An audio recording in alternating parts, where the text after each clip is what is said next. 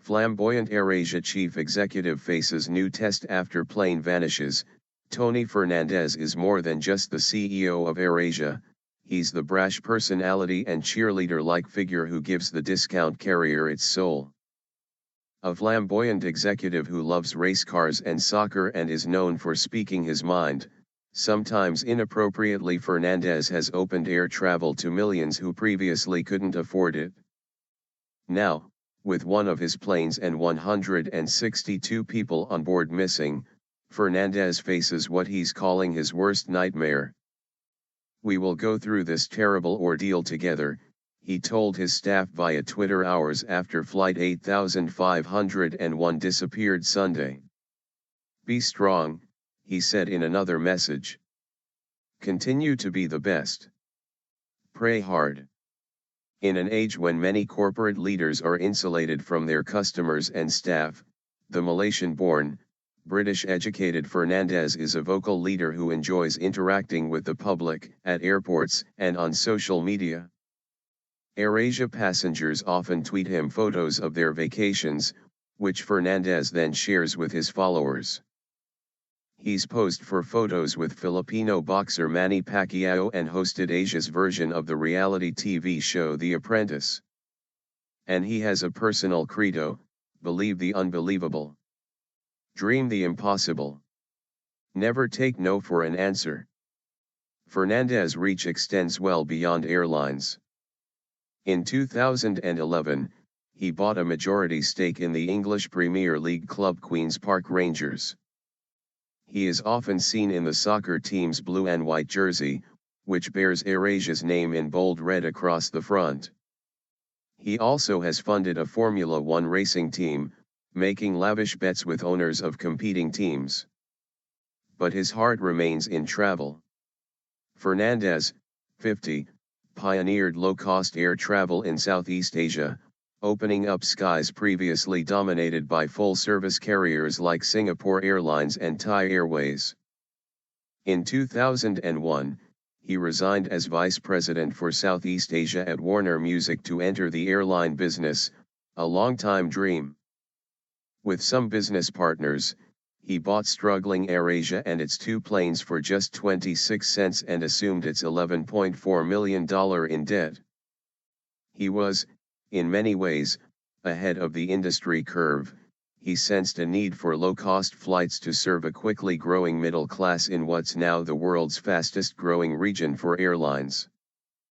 The International Air Transport Association predicts that routes to, from, and within the Asia-Pacific region will carry an additional 1.8 billion annual passengers by 2034, for an overall market size of 2.9 billion. Within 2 decades, the region is expected to account for 42% of global passenger traffic.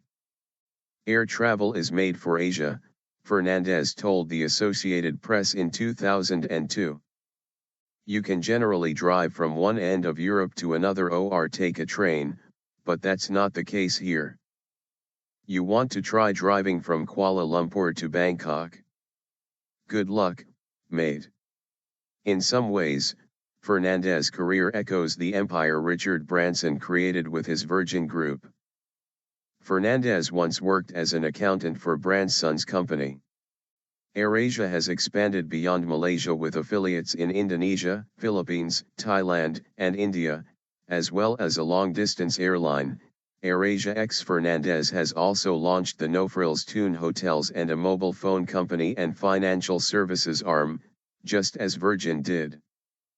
There was even one time when Fernandes beat Branson well. Actually, his Formula One racing team finished 2 spots ahead of Branson's. The 2 businessmen had placed a wager on the race. And in May 2013, it was time for Branson to pay up. Branson had his legs shaved, put on lipstick and squeezed into a red skirt to serve as a flight attendant on an AirAsia flight from Perth, Australia, to Malaysia. In a possible act of revenge, he spilled orange juice on Fernandes, a passenger on the trip. He looked at me, I said, "Don't you dare," and the next thing I know, he tipped the whole tray on me. Fernandes told the AP at the time. "I was walking around the flight in my underwear for a while because I didn't bring another pair of trousers." Fernandes has had his own share of mishaps. On the day Malaysia Airlines Flight 370 disappeared, Fernandes said on Twitter that the aircraft's